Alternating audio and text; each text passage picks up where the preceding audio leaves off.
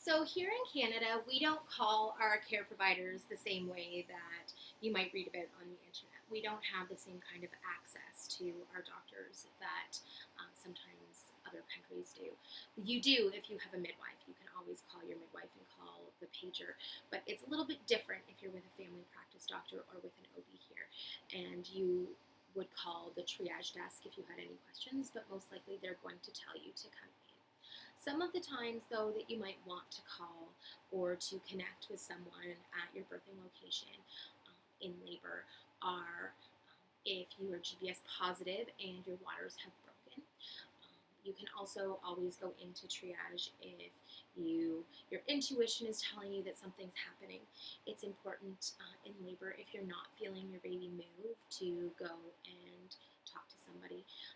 But the most common reason to go into triage or to call your care provider is because you're in active labor. You've moved from early labor, contractions are no longer something that you can work through, they're getting a bit more intense, and you think it might be time to go to the hospital.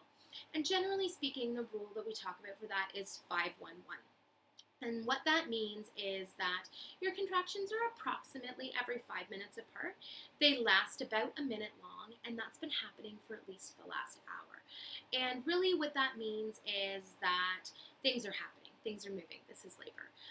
We do sort of caution you that 1 minute contraction, we should know you're having a contraction. If you were to call your care provider and say, my contractions are 5 minutes apart and I'm having one right now, chances are your care provider is going to tell you to hold off a little bit before coming in. Although they might not. They might want to come in and check you. It's one of the reasons it's always okay to go in and ask your care provider. But generally speaking, 511 is a good opportunity for you to get in and speak with a care provider, whether that's by phone or going into triage at your birthing hospital. And if you do have a midwife, that's when you should definitely be letting your midwife know that things are happening and that you are ready for your midwife to join you.